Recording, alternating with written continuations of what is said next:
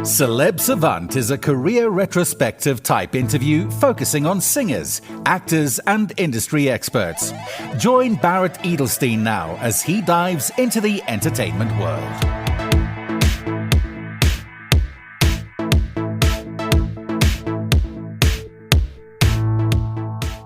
John Saunderson is a British music executive who started his journey out as a DJ.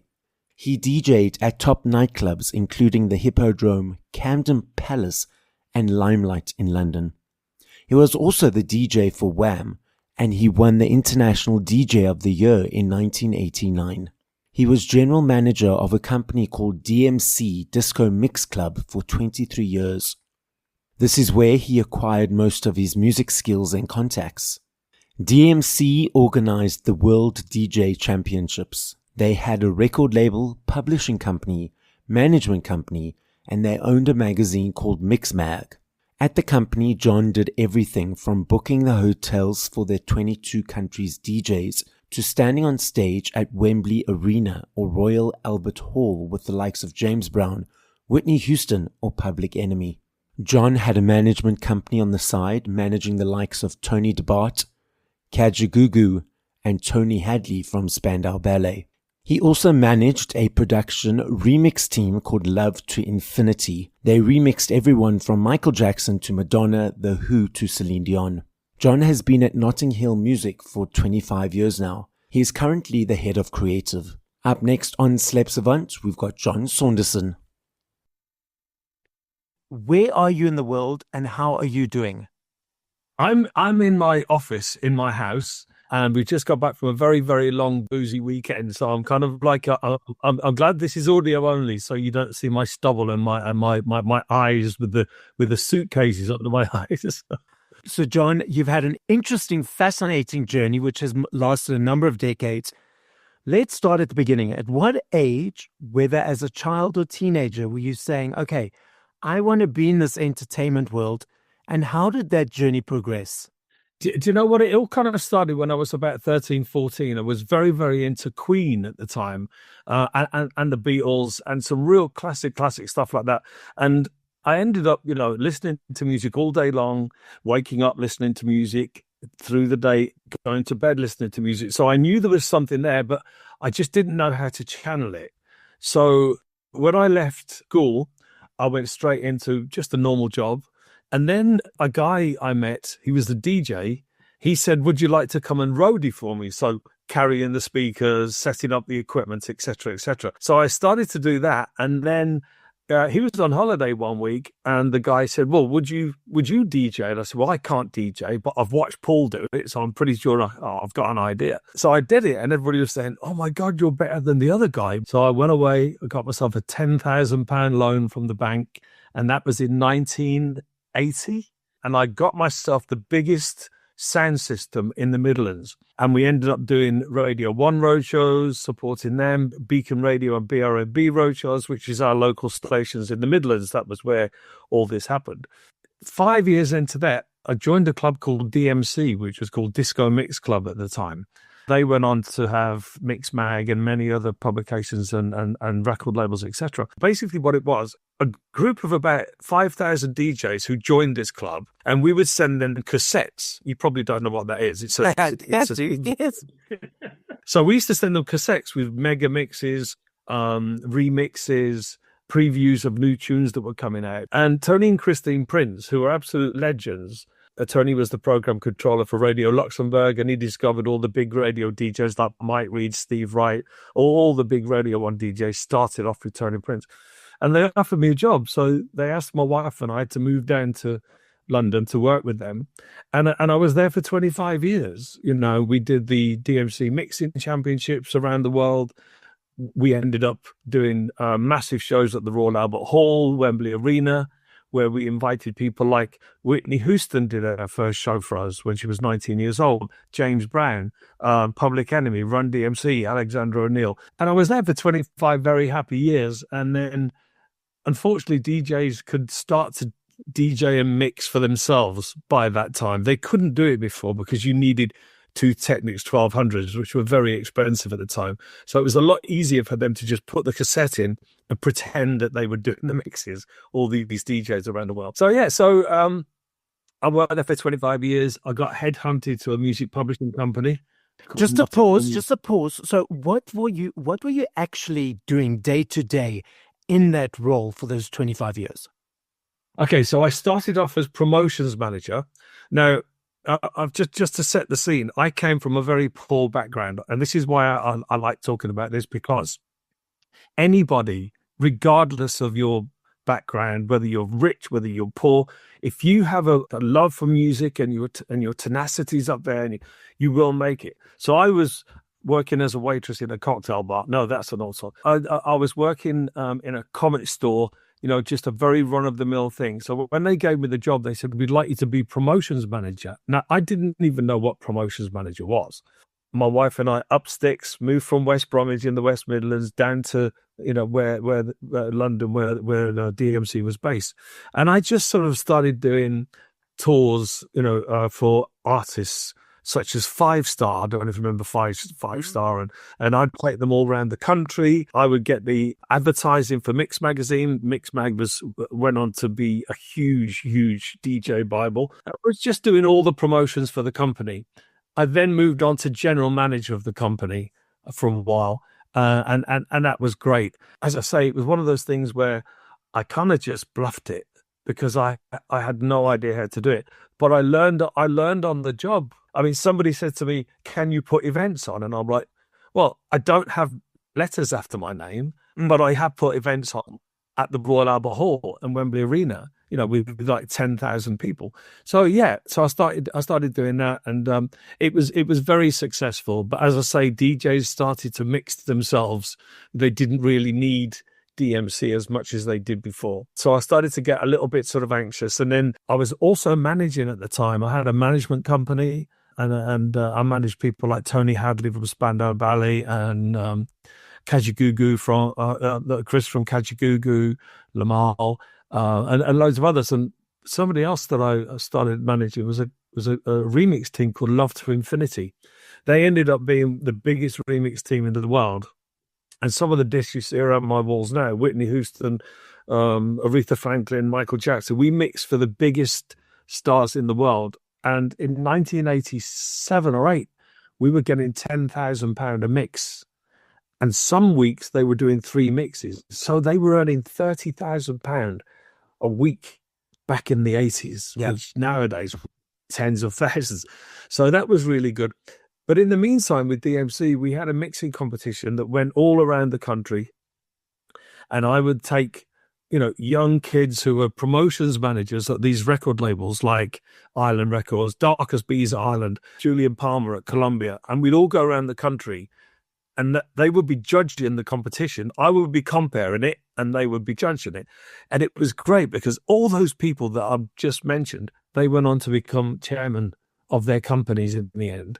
And so I had a really good in with all those people because I had the photographs of them in compromising positions. So when I needed to go, if I wanted to go and see them, and I'd say, "Oh, can I come see this?" "Yeah, I can fit you in 3 weeks' time." And I'll go, "You don't want me to get the pictures out, do you?" And they go, No, come and see me today. So I was in a unique position. So that was great. And as I say, I went to Notting Hill Music, which again, I was managing Love to Infinity, the remix team, and I signed them to Notting Hill Music as a publisher.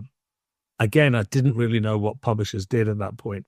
Andy McQueen offered me a job there, and I started off head of A&R, and I was there for probably 20 years, signed Dizzy Rascal. We had Robbie Williams. We had some really cool people on the roster. And then I actually got headhunted again, and I wish I'd never gone, but for 5 years I went to work for another company. I'm not even going to mention them, but they offered me a shed full of money, Barrett. And when you get to kind of my age, you think, you know what, I've got to give it a go. So I was very successful there. We had 398 releases in 4.5 years. Wow. So that was really successful. But they were really corporate. And I'm not a corporate person. I can't do profit and loss sheets and all that boring stuff. I just do the good stuff. So I went back to Notting Hill Music, and they said the only paperwork you'll ever have to do is if it's got a burger wrapped in it. So I was very happy. So now I've been promoted again there to be head of creative. And I've just signed this year, I've signed about 6 or 7 really, really big bands. I've changed a little bit from dance because you start to look at the money that's coming in from dance records.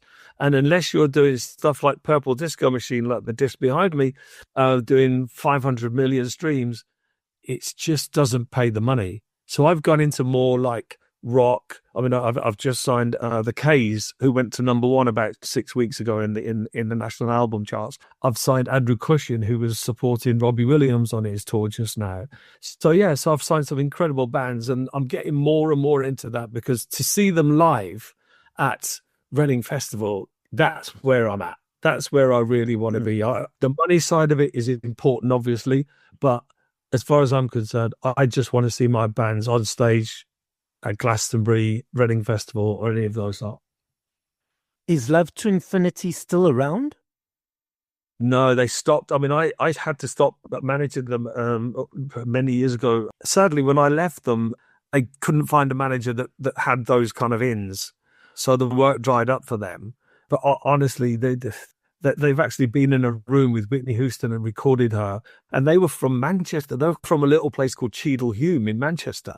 And they used to do their mixes in the bedroom. So when Tommy Mottola, I don't know if you know Tommy. Yes. Yeah. He's Mariah Carey's and of course the boss of Sony. When he was in town, he'd say, "Hey, Jan, can I come see the studio?" And we'd done Celine Dion, we did everyone, Gloria Estefan. And we said, "No, we'd rather you didn't come to the studio," because it was literally in his bedroom.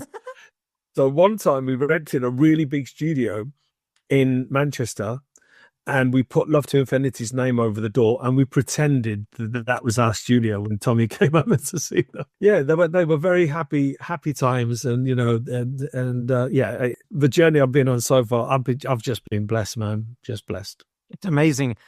Your current role at Notting Hill, you said you sign artists. So sign them in what way? As a management or for performance, or in what way do you sign them? Okay, so it's purely publishing now. I mean, I've done management, I've done record labels, I've done all of it, but this time it's just purely publishing. So just to give your listeners, if they didn't know, when a record is sold or a stream is sold, generally 50% goes to the record company and 50% goes to the publisher. That 50% of the publishing share, we then take our percentage, which is generally 80-20 split. We take our share and then we pay them off. But we collect their publishing around the world. They don't have to do a thing. If you have a hit in Spain or Germany or Italy, we have Cobalt who collect that money for you, pass it to us, and then we pass it on to them. But we're not like other publishers. We do other things that some of the publishers don't do. We make sure we do lots of co-writes with other people. We do songwriting camps. We literally just did a songwriting camp a year ago at Abbey Road Studios, where we had 8 rooms at Abbey Road Studios, which was incredible, mate. It was incredible. We do networking nights where we get all our writers together with other producers and singers and record labels and managers and other publishers and whatever. We've been doing now 13 years, probably about 4 or 5 a year, and we get something like 1,500 people come to these things every time, and it's a sellout every time. We don't charge to get in. Because I never, ever want to make this a money-making exercise. But it's just so satisfying seeing writers and singers hang out and network with producers and record labels and publishers and managers and lawyers and agents. That's why we do it. Why do you feel it's important, whether in the entertainment industry or whatever industry a person is, what's the importance of networking? There's 2 words in the music industry that go hand in hand, and they are the 2 most important words you can get. One of them is networking, and the other one is collaboration. Because sometimes you can't do this on your own, and sometimes you've got a very focused, very blinkered way of doing something. But if you go in to a songwriting camp or a networking night and just try, and they say, "Well, I would have done it this way." And you go, "Oh, let me try it." And they go, "Oh my God, I didn't know that." I'll give you a perfect example. This is a bit of a story.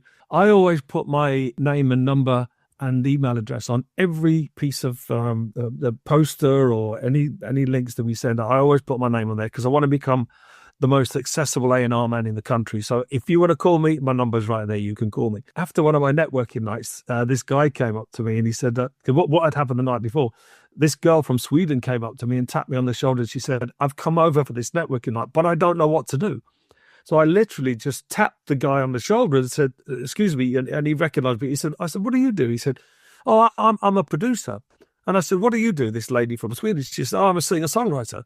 So bam, that's it. That's what you do. Anyway, I got a call from him the next day and he said, John, thank you for the introduction.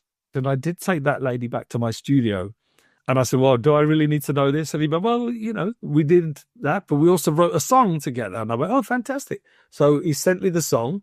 I sent it to a very large dance label. I'm not going to say who it is, but within 4 hours, the A&R guy called me back and signed the record.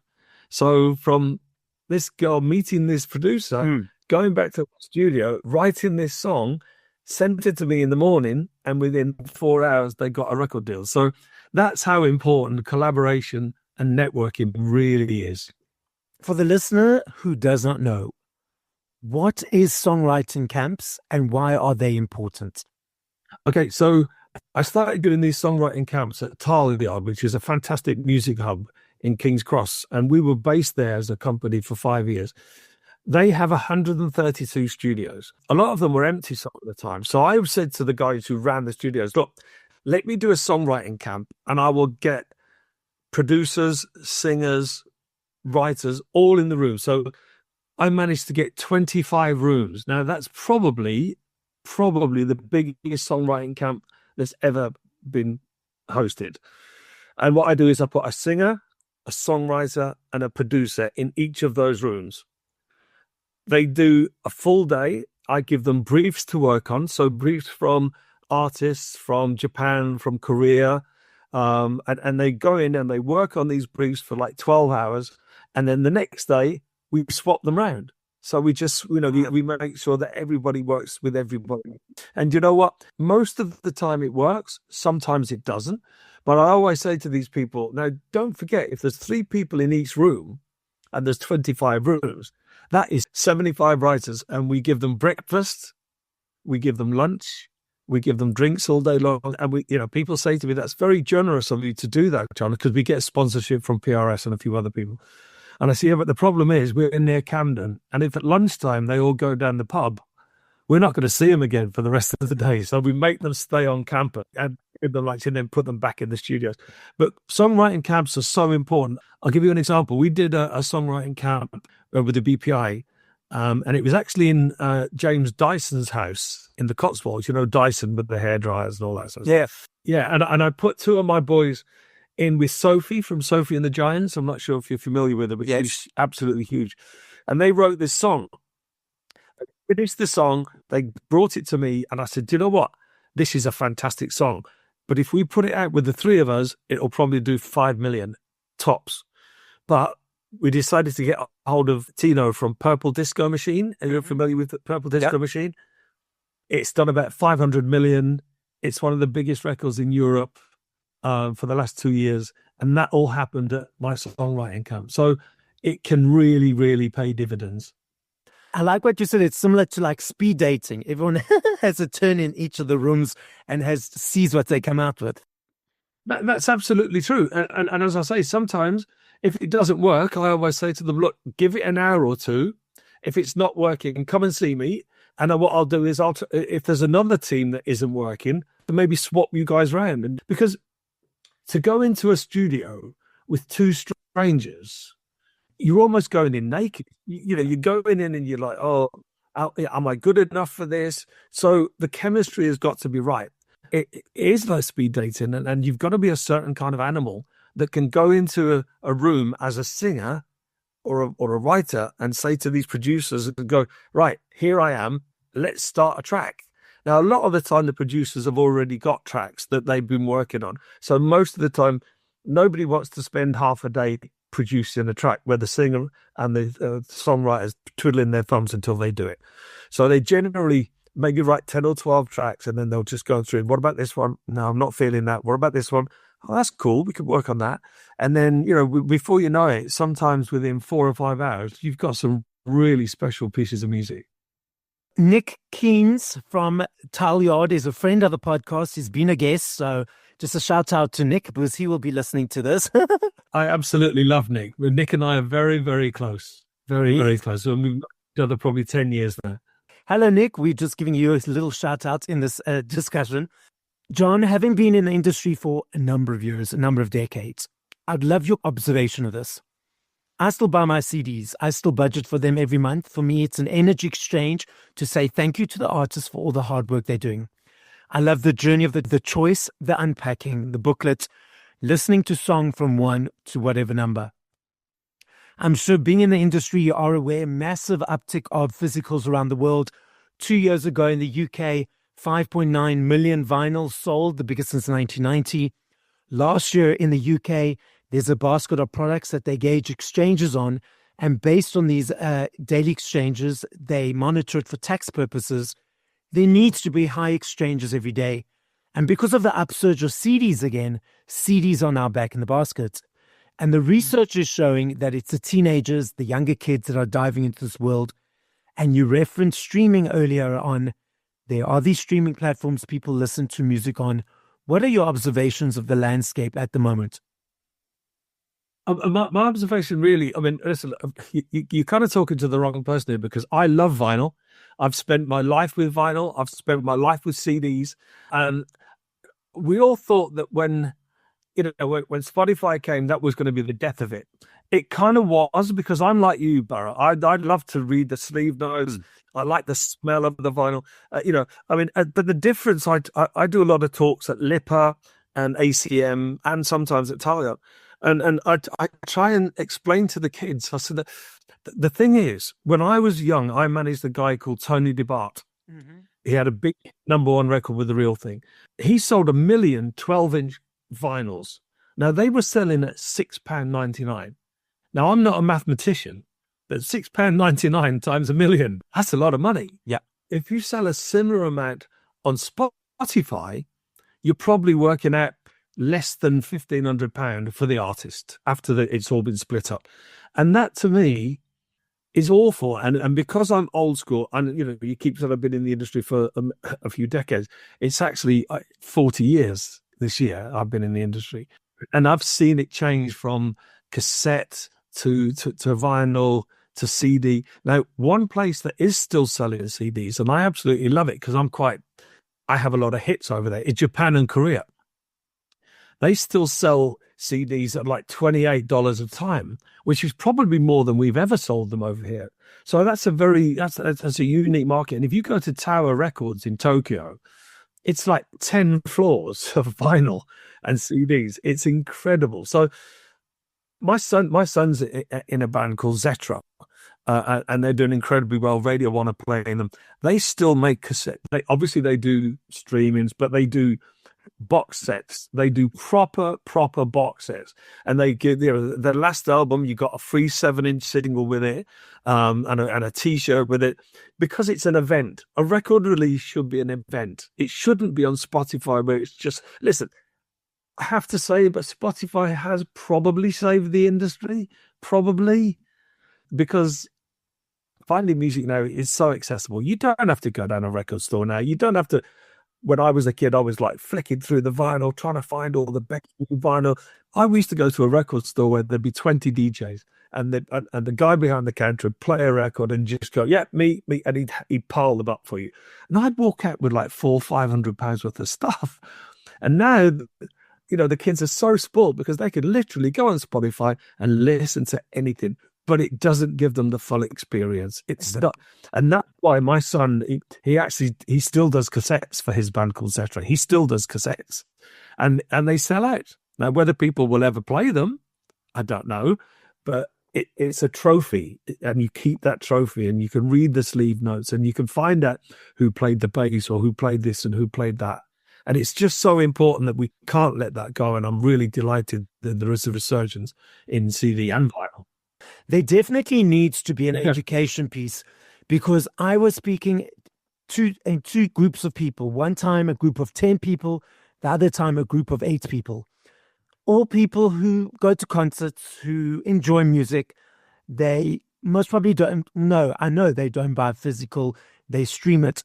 And I say to each group, if an artist has had 100 million streams, how much money do you think they got? And the first group of people said $50 million. And the second people said $1 million. And I said, actually, no, it's more like 1,000. And they were shocked and horrified. They didn't realize it. I know Ray, I know Snoop Dogg, I know a bunch of them are speaking out about it now. There definitely needs to be an understanding from the listening audience for them to know, okay, it's not as lucrative as what the people think it is. It definitely isn't, Barrett. It's theft. I think the artist is getting robbed. I see people online and on Facebook and stuff and Insta going, "Oh, I've just reached a million streams, yay!"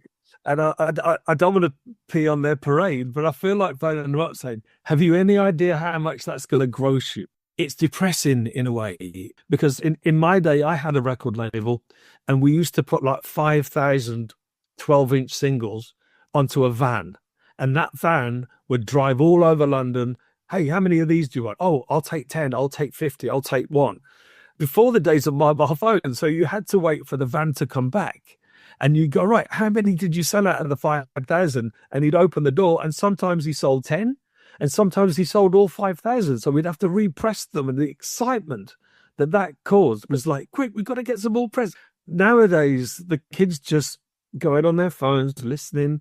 I've been to a few concerts recently. My son, again, Zetra, played at Download, which is one of the biggest festivals there is.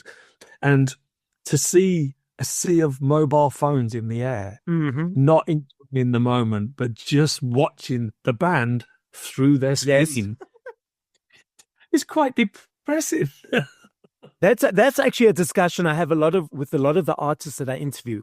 I've interviewed over 420, and always the discussion, almost 90% of the time, I always say to them, I'm that person right up in front. I'll take one or two photos, one or two videos, and I put it away. And then I notice these sea of phones, and how do they perceive it? And all of them generally have different responses or perceptions of it. So it's interesting you mentioned that. Now, going back to the publishing side of things and the different nuances of the industry, a lot of members of the public don't necessarily know that there are all these different elements, but focusing specifically on artists now, do a lot of artists struggle? They think, okay, I'm just going to create a song and boom, it's out there. But they don't realize there's, the publishing, there's the copyrights, there's PRS, all these different things. Do a lot of artists still need to understand the education side of things to understand, okay, this is all the elements that goes into it? Yeah. I mean, one of the things that I don't think you know that I do, there's 5 of us who have our own music conference down in Cannes in the south of France. And we encourage, young artists, students from ACM and BIM and all these other places to try and get down to Cannes, because we do panels on all of those things you just mentioned.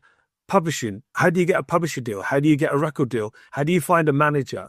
What do you look for in a manager? Tell me about streams. How do I get the best out of streaming? And we do a 3-day conference down there, and it's brilliant. There's a few of them around, and I would really, really encourage anybody who doesn't really understand, either get online.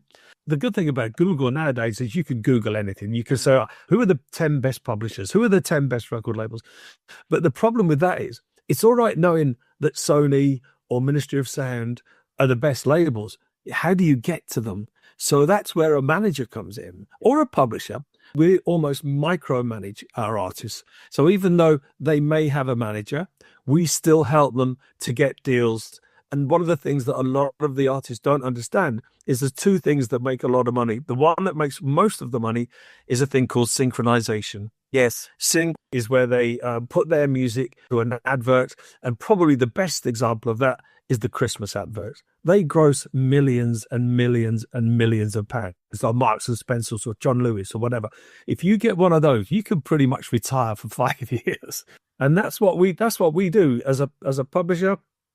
We get the briefs in from Vodafone or whoever it is, and then we go to our writers and say, right, they're looking for an up-tempo song with this element, that element, and then we probably get 10 in, and then we send them off to the agency that's looking after Marks and Spencers or whoever the ads for.